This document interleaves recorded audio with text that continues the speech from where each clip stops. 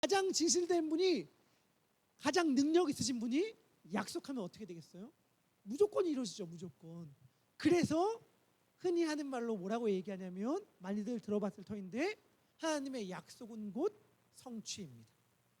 하나님이 약속하면 그건 여지없어. 무조건 들어주세요. 그래서 하나님의 약속은 곧 성취라고 말합니다. 민수기 23장 19절의 말씀인데요, 우리 말씀 함께 읽도록 하겠습니다.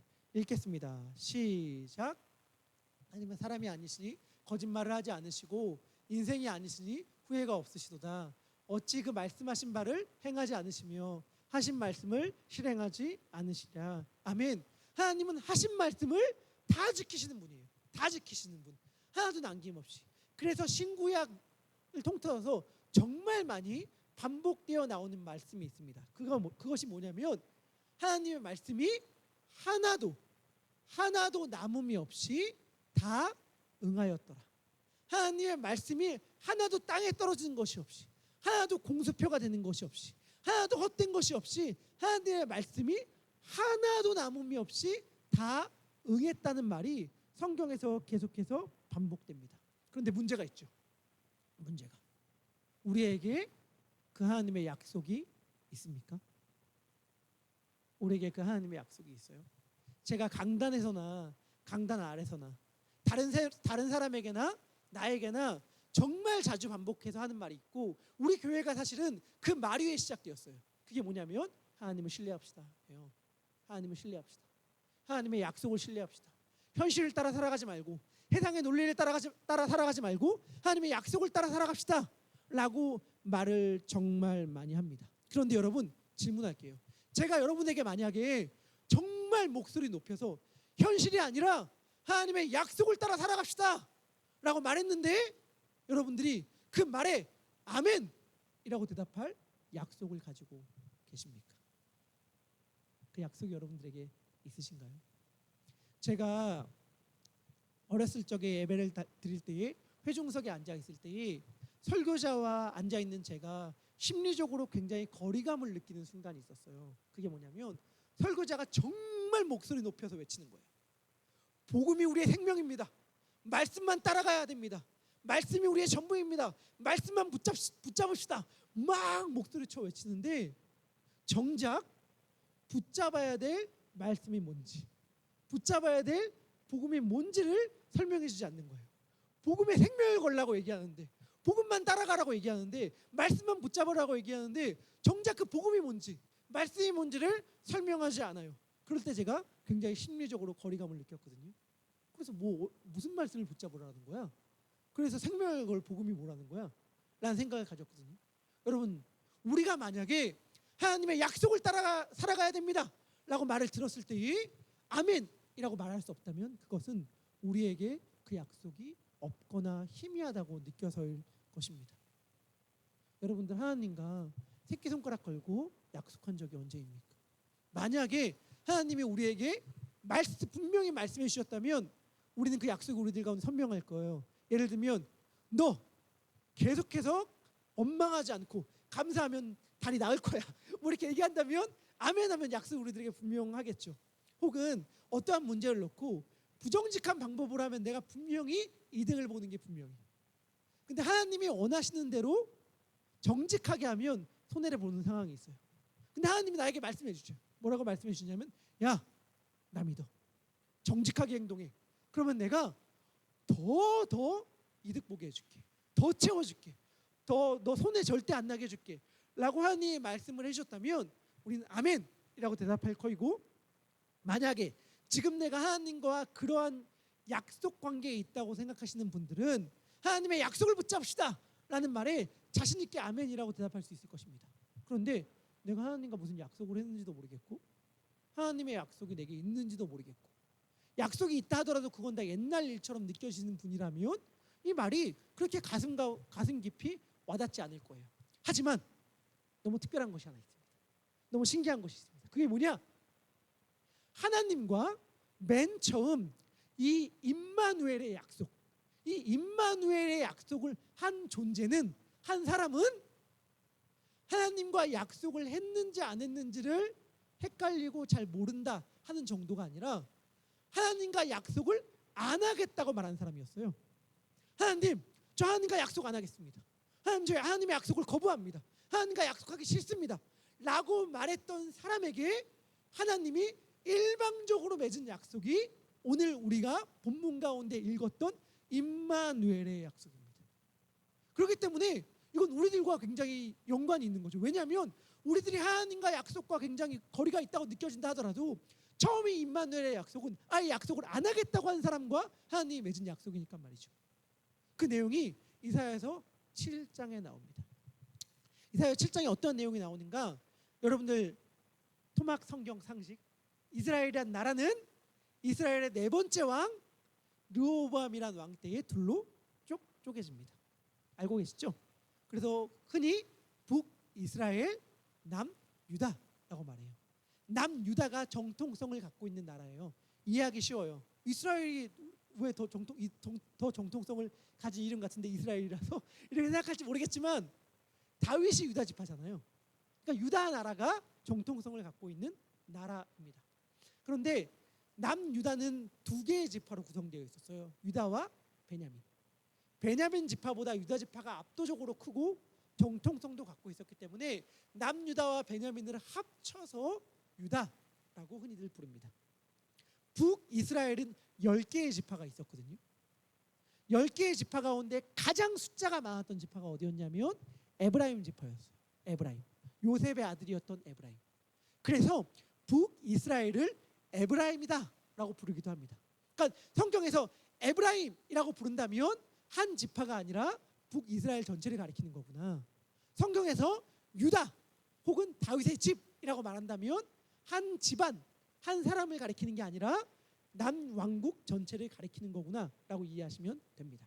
여하튼간 다시 돌아와서요. 남유다 12번째 왕 아하스가 남유다를 다스리고 있을 때의 일인데 어떤 상황이 펼쳐졌는가? 북왕국과 북이스라엘과 그보다 더 북쪽에 있던 아람이란 나라가 연합해서 아람과 북이스라엘의 연합군이 남유다를 공격하는 사건이 펼쳐졌습니다. 한 나라만 공격해도 너무 힘들 텐데 두 개의 나라가 연합해서 공격한다고 하니까 남유다의 사람들과 남유다의 왕이 두려움 가운데 떨었습니다. 그것이 이사야서 7장 2절의 말씀인데 우리 같이 읽도록 하겠습니다. 7장 2절입니다. 읽겠습니다. 시작.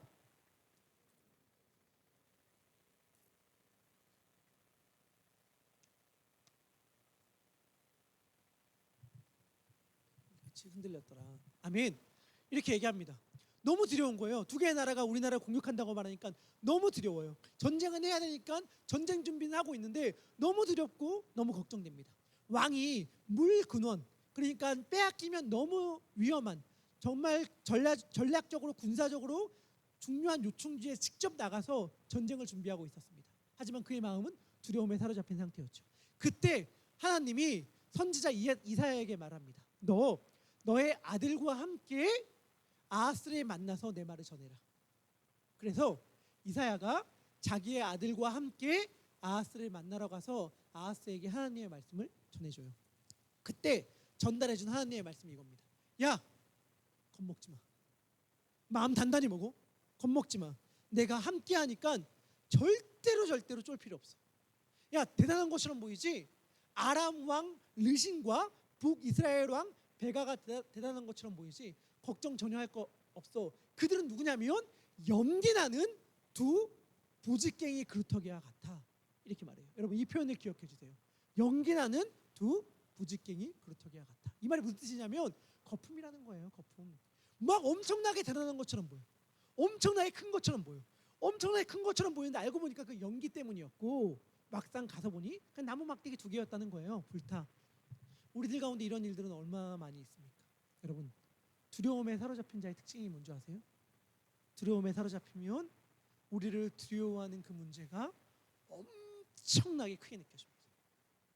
엄청나게 태산가도 같이 크게 느껴지고 우리는 그 앞에 아무것도 아닌 것처럼 느껴지는 게 두려움에 사로잡힌 자의 특징이에요.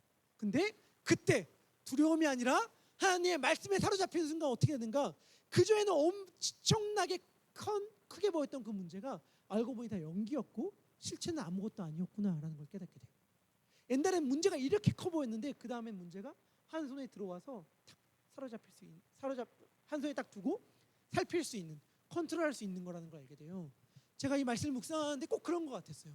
우리가 두려움에 사로잡히잖아요. 그러면 우리를 두렵게 하는 문제, 그 사람이 꼭 천하장사처럼 보여요.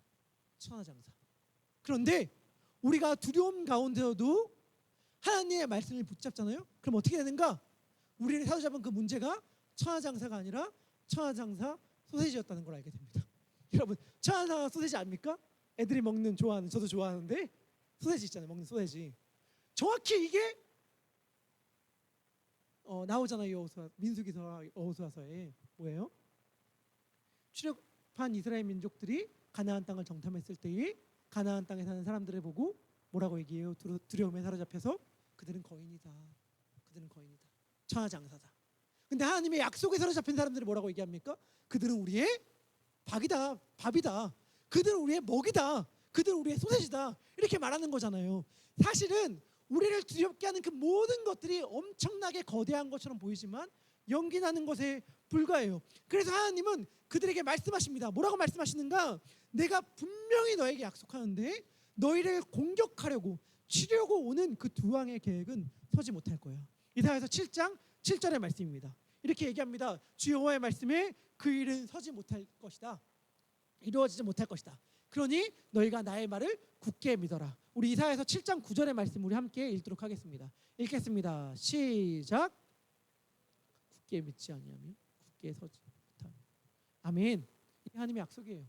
제가 어제 새벽 예배 때 이런 말씀을 전해드렸습니다. 어떠한 말씀을 전해드렸냐? 하나님은 모든 사람들에게 계획을 갖고 계시다. 그리고 하나님은 그 계획을 말씀하신다.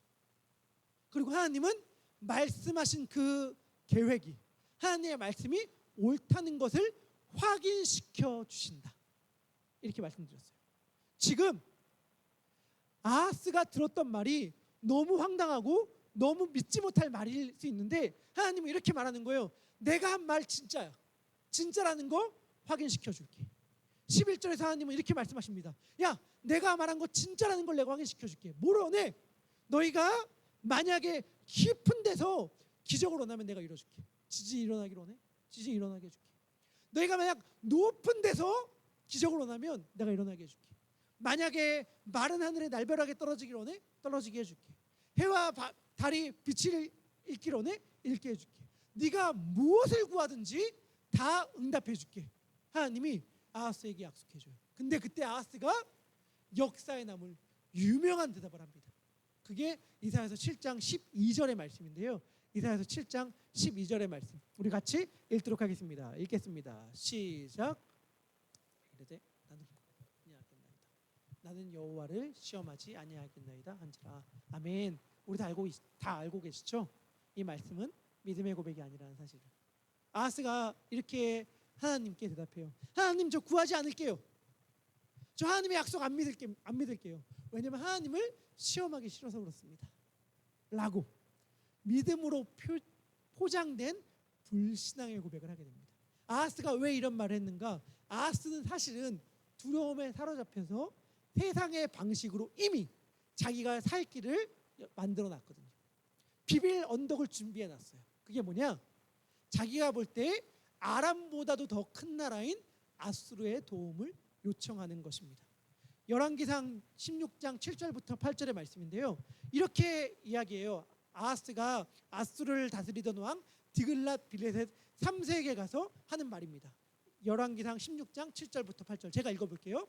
이렇게 얘기합니다. 아하스가 아수르 왕 디글랏 빌레셋에게 사자를 보내 이르되 나는 왕의 신복이요 왕의 아들이라. 이제 아람 왕 이스라엘의 왕이 나를 치니 청하건대 올라와 그 손에서 나를 구원하소서 하고 8절입니다. 아하스가 여호와의 성전과 왕궁 곳간에 있는 은금을 내어다가 아수르 왕에게 예물로 보냈더니 이 예물이라는 히브리어가 사실은 뇌물이라고 번역하는 게 더 올바르다고 해요. 이렇게 뇌물을 다 아수르 왕에게 주면서 살 길을 이미 다 마련한 상황이기 때문에 아하스는 이사야에게 이렇게 말하는 거예요. 저 괜찮습니다. 저 하나님과 약속 안 맺을래요. 저 하나님이 함께 하겠다는 약속 필요 없습니다. 이렇게 말하는 거예요. 난 이미 내 살 길을 다 마련해 놨기 때문에. 그런 아하스를 향해서 하나님이 일방적으로 하시는 말씀, 그런 아하스를 꾸짖으시면서 하나님이 그냥 선포하는 말씀이 임마누엘의 말씀이에요. 내가 구하지 않는다면, 내가 바라지 않는다면 내가 직접적으로 그냥 징조를 너에게 주겠다라고 말씀하십니다. 그런데 중요한 게 있어요. 중요한 거. 아하스에게 이 말씀을 하실 때에 하나님은 아하스를 향해서 아하스야 이렇게 부르지 않으십니다. 뭐라고 부르시냐면 다윗의 집 이렇게 부르세요. 하나님께서 아하스와 약속을 맺을 때에 다윗의 집이라고 하심으로 하나님께서 지금 하는 이 약속이 아하스 한 개인이 아니라 앞으로 계속해서 이어질 하나님의 백성에게 주시는 약속임을 먼저 밝히시면서 이 약속의 내용을 말씀하십니다. 이사야서 7장 14절의 말씀입니다. 우리 함께 읽도록 하겠습니다. 읽겠습니다. 시작.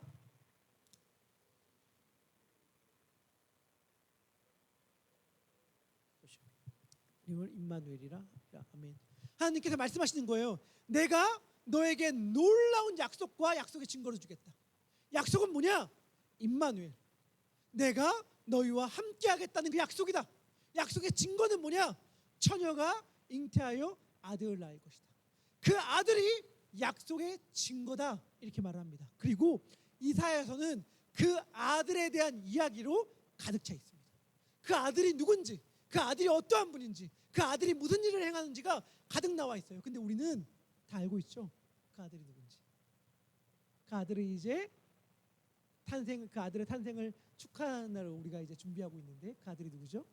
예수님이죠. 이사야서는 그 아들 예수 그리스도가 태어나서 할 일들에 대하여 잔뜩 기록하고 있습니다. 우리 그 중에 몇 가지만 살펴보므로 하나님께서 임마누엘의 약속을 어떻게 이루시는지를 살펴봤으면 좋겠습니다. 하나님께서 이렇게 예언하십니다. 이사야서 9장 6절부터 7절의 말씀입니다. 우리 함께 읽도록 하겠습니다. 시작. 이는 한 아기가 우리에게 낳고 한 아들을 우리에게 주신 바 되었는데 그의 어깨에는 정사를 메었고 영존하신 아버지라 평강의 왕이라 할 것임이라. 아멘. 이 아들이 있어요. 이 아기가 태어났어요. 근데 그 아들을 아들을 약속하신 하나님께서 이것들을 이루는 것에 대해서 말씀해 주시는데 제가 다시 한번 읽어보도록 7절의 말씀만 다시 읽어보겠습니다. 그 정사와 평강의 더함이 무궁하며 또 다윗의 왕자와 그의 나라에 군림하여 그 나라를 굳게 세우고 지금 이후로 영원한 정의와 공의로 그것을 보존하실 것이라. 만군의 여호와의 열심히 이를 이루시리라. 아멘. 여러분, 하나님께서 한 아들을 우리에게 주실 거라고 약속해 주셨거든요. 근데 그 약속이 어떻게 이루어질 것인가에 대하여 이렇게 설명하십니다. 뭐라고 말씀하시는가? 만군의 여호와의 열심히 이를 이루시리라. 하나님의 열심히 이를 이루십니다. 하나님의 일하심이 이것을 이루세요. 이사야서 11장 1절부터 5절입니다. 제가 한번 읽어보도록 할 텐데 잘 눈으로 따라오시면서 귀로 들으시면서 따라오시면 좋겠습니다. 이사야서 11장 1절부터 5절입니다. 이새의 줄기에서 한 싹이 나며 그 뿌리에서 한 가지가 나서 결실할 것이요 그의 위에 여호와의 영 곧 지혜와 총명의 영이요 모략과 재능의 영이요 지식과 여호와를 경외하는 영이 강림하시리니 그가 여호와를 경외함으로 즐거움을 사을 것이며 그의 눈에 보이는 대로 심판하지 아니하며 그의 귀에 들리는 대로 판단하지 아니하며 공의로 가난한 자를 심판하며 정직으로 세상 겸손한 자를 판단하실 것이며 그의 입에 막대기로 해상을 치며 그의 입술의 기운으로 악인을 죽일 것이며 공의로 그의 허리띠를 삼으며 성실로 그의 몸에 띠를 삼으리라. 아멘. 예수님에 대한 이야기잖아요. 예수님에 대해 저는 이 부분이 너무 아름답게 그리고 너무 정확하게 설명한 것 같아요. 왜냐? 예수님이 누구시죠? 다윗의 후손이죠. 다윗의 자손이잖아요.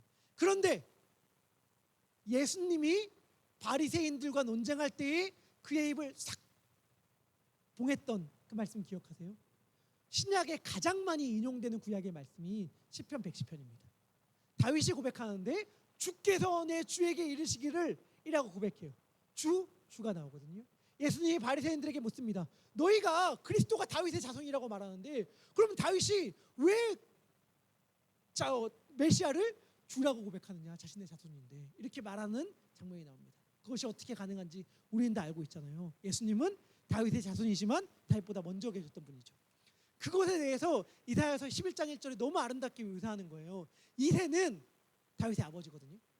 근데 메시아는 누구냐? 한 아이는 누구냐? 이새의 줄기이면서 뿌리예요. 신기하죠? 뿌리는 그가 원천이잖아요. 줄기는 열매에서 거기서 나오는 거잖아요. 그런데 예수님은 누구냐면 뿌리이기 때문에 다윗보다 먼저 있던 자이고, 줄기이기 때문에, 줄기에서 난 싹이기 때문에 다윗의 자손인 거예요. 이 예수님에 대하여 이렇게 너무나도 아름답게 묘사를 하는데, 이 예수님이 세상을 심판한다고 또 얘기하거든요. 그런데 뭐로 심판하냐면 공의로 심판한대요. 공의로. 예수님이 공의로 심판하시는데 예수님의 공의의 특징이 있습니다. 우리 마지막으로 이사야서 말씀 살펴볼 텐데요. 이사야서 59장 15절에서 18절입니다. 이사야서 59장 15절에서 18절. 우리 같이 읽도록 하겠습니다. 읽겠습니다. 시작.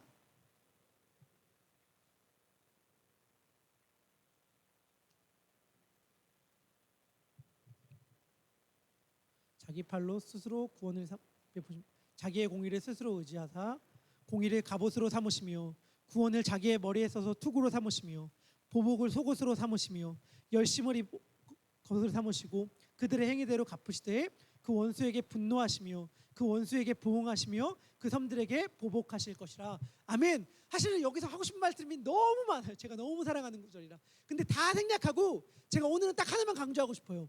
여기서 하나님이 베푸시는 구원의 특징이 뭐냐면 하나님의 주동적인 구원이에요. 하나님이 뭐라고 말씀하시느냐? 중재자가 없음을 이상히 여겨서 스스로 구원을 베푸셨다. 자기의 팔로 스스로 구원을 베푸시고 자신의 공의를 스스로 의지하셨다, 이렇게 얘기합니다. 이게 하나님이 베푸시는 구원의 특징, 하나님이 약속하신 약속의 특징이에요. 그게 뭐냐? 나 하나님과 약속한 것 없는 것 같아요. 하나님과 약속한 거 없는 것 같고, 하나님께 약속한 게 설령 있다 하더라도 내 약속을 지키는 삶을 못 살았던 것 같아요 라고 생각해도 상관없어요. 왜냐하면 하나님은 우리들과 약속을 맺을 그때에 일방적으로 약속을 주시면서 이렇게 말씀하시는 셈이거든요. 내 혼자서 이 약속 이뤄나갈 거야. 나 너희에게 한 약속 내가 이룰 거야. 너가 아니라, 너의 반응이 아니라, 너의 모습이 아니라 내가 이뤄나갈 거야 라고 하나님은 우리들에게 말씀하십니다. 그 약속이 뭐냐? 임마누엘이에요. 임마누엘. 내가 너와 함께 할 거야. 그래서 반드시 너를 구원하고 건지고야 말 거야. 이 약속을 우리들에게 주시는 거예요. 나 그 약속 안 받은 것 같은데요. 내 현실 가운데 하나님의 그 약속을 받기에는 난 너무 초라한데요. 나 너무 믿음이 없는데요. 나 너무 죄인인데요. 전혀 상관없어요. 하나님이 맨 처음 이 약속을 주신 존재는 이 약속 안 받겠다고 한 사람이니까, 하나님이 이 약속을 안 받겠다고 한 존재에게 내가 약속을 맺을 거야 하면서 준 약속이니 하나님은 이 약속을 우리들 가운데서도 이루어 주실 것입니다.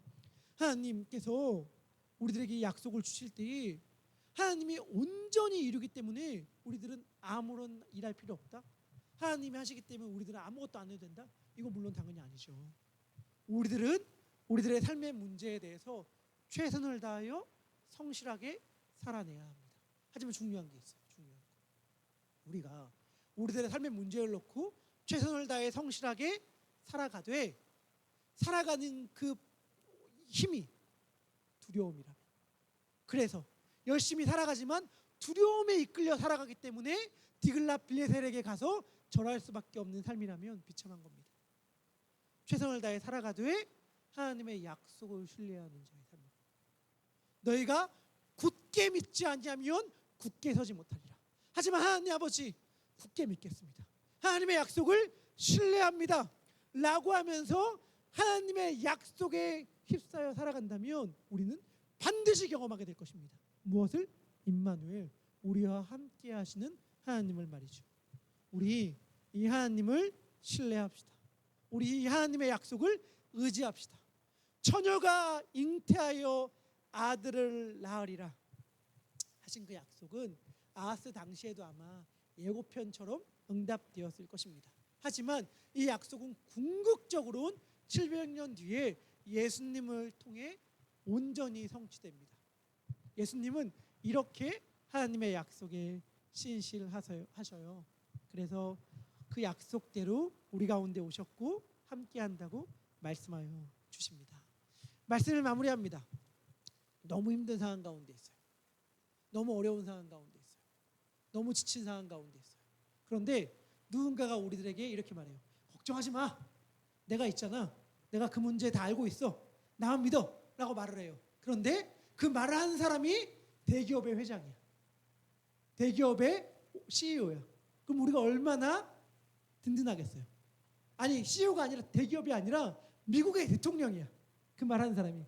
그럼 얼마나 든든하겠어요. 제가 사실 그냥 하는 말이 아니라 예전에 뉴스 하나 봤어요. 어떤 뉴스냐면 불법 체류자 신분으로 살아가고 있던 케냐였나 프랑스인이었나 하는 사람이 있었는데 그 사람이 불법 시민권자였는데 갑자기 영웅적 행위를 했어요. 영웅적 행위. 그 영웅적 행위가 뭐냐면 화재 현장에서 생명의 위기에 빠져 있는 어린 친구를 구하게 된 거예요.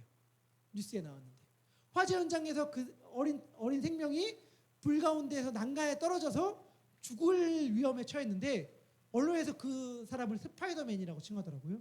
스파이더맨처럼 아파트 벽을 타고 올라가서 그 생명을 구해줬어요. 완전 영웅이 된 거죠. 그래서 뉴스에 딱 오르니까 그 사람의 상황을 알게 된 거예요. 그 사람이 사실은 불법 체류자라서 미국에서 쫓겨난 상황에 처했다. 그때 미국 대통령이 이렇게 얘기했다고 하더라고요. 그 사람의 신분 문제 당장 해결해줘라. 그래서 신분 문제가 해결해졌어요. 제가 그 뉴스를 딱 듣고 제가 이렇게 주변에 신분 때문에 힘들어하고 있는 분들을 만나면 야 영웅적 행위를 해. 화재 현장 위험한 현장에 찾아가서 생명을 구해 이렇게 말을 했어요. 그런데 사실 이거 너무 꿈 같은 이야기잖아요. 말도 안 되는 얘기잖아요. 사실은 물론 실하긴 한데 이건 말도 안 되는 얘기잖아요. 하지만 가능한 얘기잖아요. 우리가 어려운 상황 가운데 있을 때에 뭐 신분의 문제가 되었을 수도 있고 상황적 문제가 되었을 수도 있고 그때 미국 대통령이 만약에 와서 걱정하지 마. 내가 해결해 줄게.